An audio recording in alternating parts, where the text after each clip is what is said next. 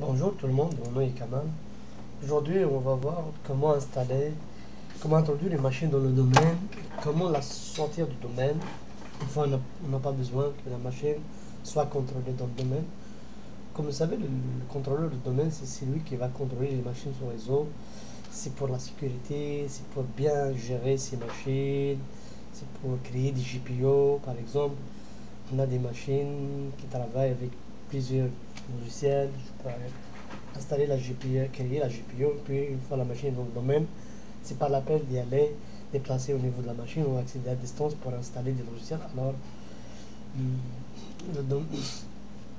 d'avoir le domaine dans une entreprise est très intéressant parce que ça va nous diminuer beaucoup de tâches des techniciens. Ok, je vais vous présenter un petit peu mon architecture. Comme vous voyez ici, dans mes machines virtuelles, on a le Windows Server 2008. Aujourd'hui, on va travailler avec ça. On a le Windows 7. Ça ne suffit pour faire une petite démonstration comment introduire une machine dans le domaine. Euh, bon, alors on va voir, on va faire quelques modifications au niveau de l'adresse IP de la machine.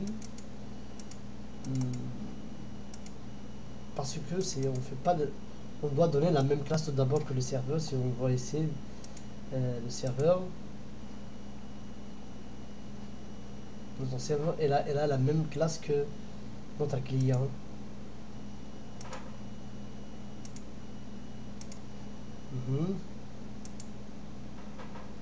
Pas ici, excuse.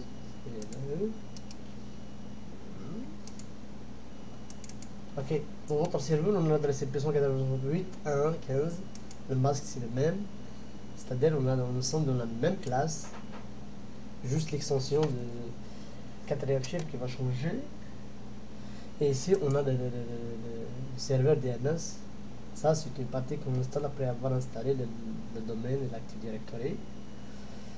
Grâce à ce DNS que la machine de la partie client va reconnaître c'est-à-dire le lien entre les deux machines. Ok, c'est bon. Et puis on va aller au niveau de l'utilisateur sur Active Directory. Tout d'abord, avant d'introduire un utilisateur dans le domaine, on doit le créer.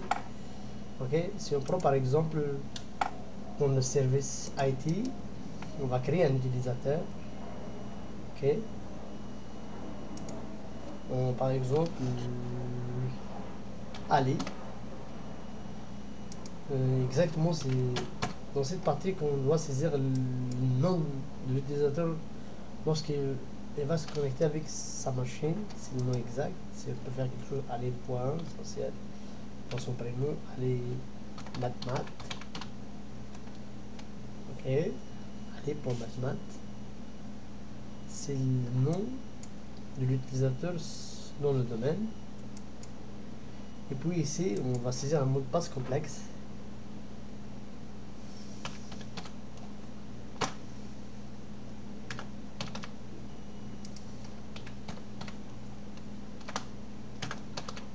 Ok. Si l'utilisateur doit changer le mot de passe, ça c'est bien de le mettre pour désengager la responsabilité de l'utilisateur une fois elle est dans le domaine, c'est-à-dire moi je vais faire un mot de passe maintenant, mais lorsque l'utilisateur va se connecter la première fois dans le domaine, et va lui demander de changer ce mot de passe pour désengager la responsabilité. Mais nous, on n'a pas besoin de ça. Okay. L'utilisateur ne peut pas changer le mot de passe, ça c'est.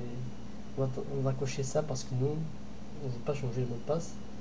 Le mot de passe n'expire jamais, c'est bien de le cocher parce qu'on n'a pas le temps de s'amuser, c'est d'activer des comptes. Ça, c'est des règles de sécurité, on va voir après. Le compte utilisateur est désactivé, c'est-à-dire, mettons que Ali va s'installer dans une semaine dans notre entreprise, mais actuellement, il n'est pas en fonction. Alors, moi, en tant qu'administrateur système et réseau, je vais commencer à créer son compte, mais je ne l'active pas. Et une fois qu'il rentre en fonction, je vais l'activer. Okay. Mais nous, actuellement, on prend le cas qu'il est déjà en fonction et déjà nous ici. Ok, on va aller. Ok, Ça, c'est les stratégies de mot de passe qui sont pas correctes. On va retaper le mot de passe. Je pense que j'ai pas mis au moins 8 caractères, des majuscules, des lettres et des chiffres.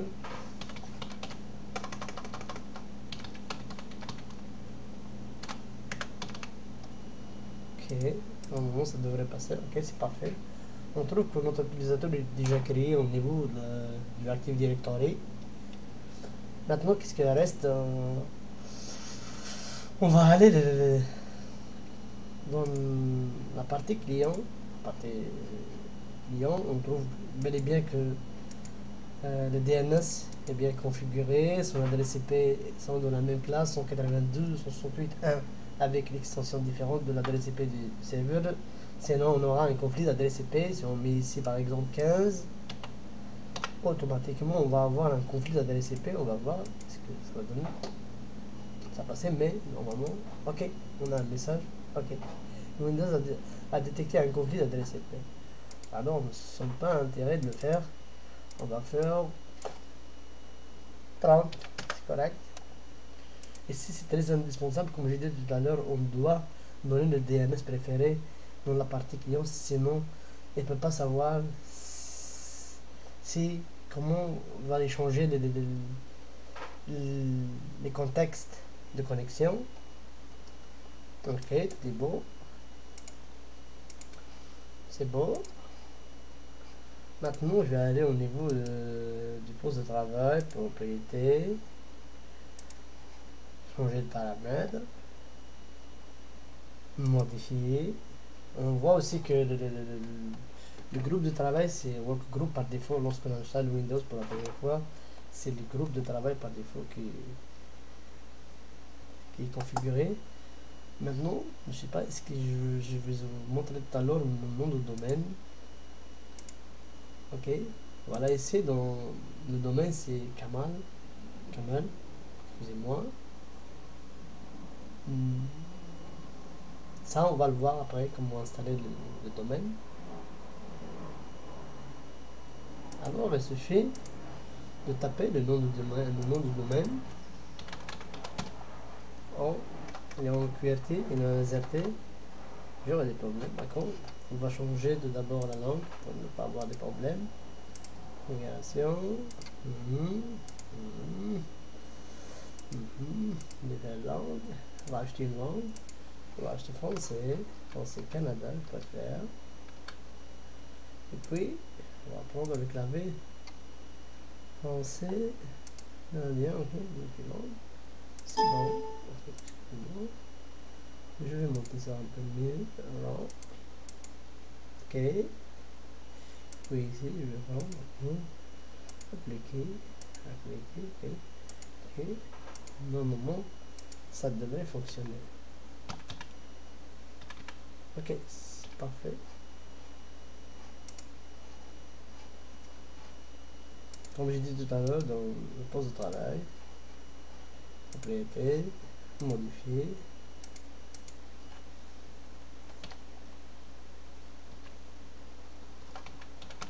Camel. Ok. Automatiquement, grâce au DNS, le serveur va nous dire, mais qu'est-ce que vous voulez introduire une machine dans mon domaine? Identifiez-vous. Comme je suis l'administrateur du domaine, je dois saisir mon user et mon mot de passe. Excusez-moi.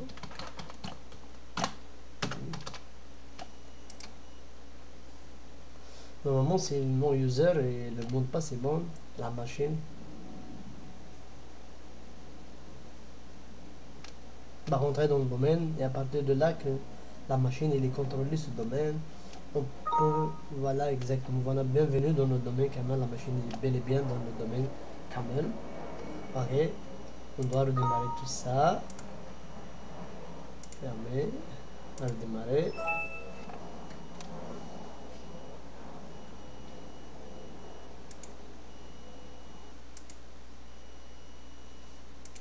Voilà, la machine vient de redémarrer.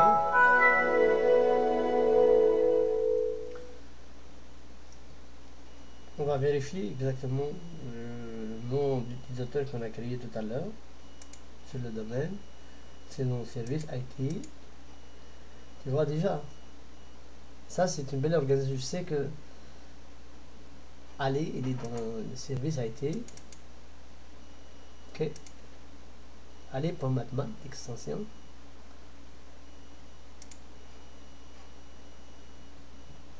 C'est bon. Maintenant, je vais aller. Excusez-moi, je vais saisir clavier visuel.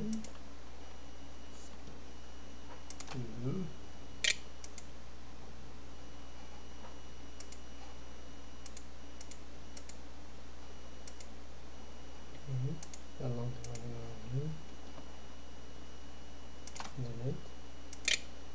ok. Maintenant, c'est Ali.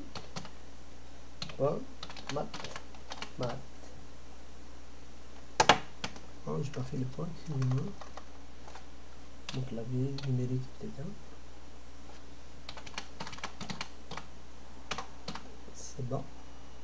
Donc on passe.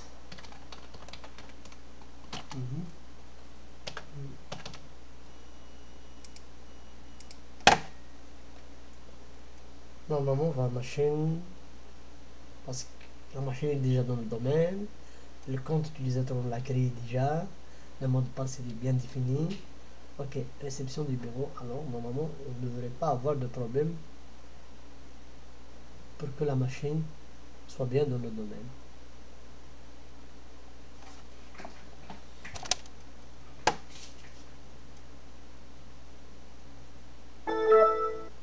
Ok, on va vérifier ce que la machine, parce que pour vérifier la machine est dans le domaine, il suffit juste d'y aller dans propriétés, modifier. Il me donne même pas le. Ok, il est bien dans le domaine. Mais je sais pas, comment j'ai pas les privilèges, j'ai modifié. Comment on va sortir de. Pour la sortie de domaine, je sais pas pourquoi elle a fait ça, mais on va voir. On va aller vérifier au niveau de user. Et on va rechercher sur aller par maintenant, voilà. Il est bel et bien ici.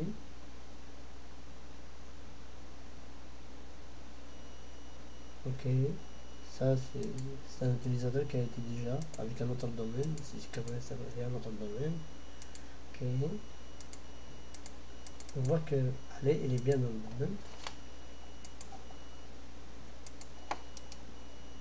Si on va aller au niveau de serveur, on va voir que normalement le poste est déjà connecté. On va aller ici. Ok, computer test. Actualiser.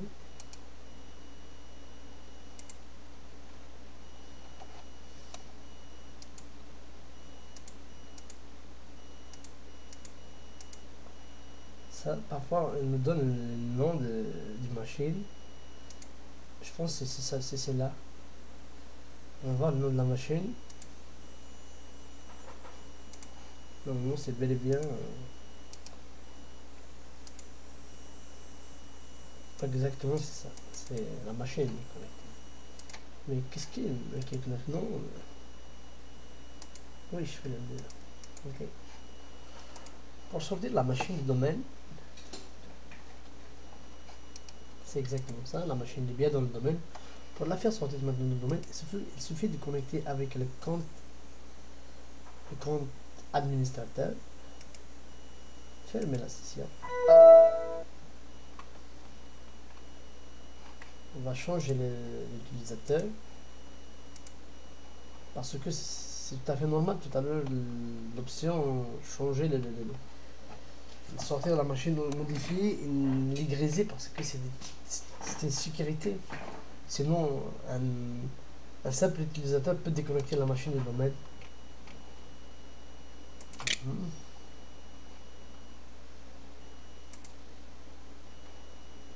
Ce qu'il fait ici, excusez-moi.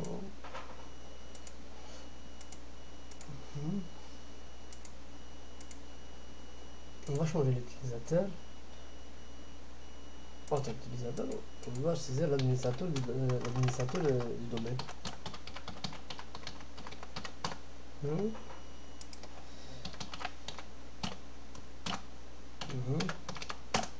Ok, je pense. Et l'erreur, on passe administrateur, c'est correct.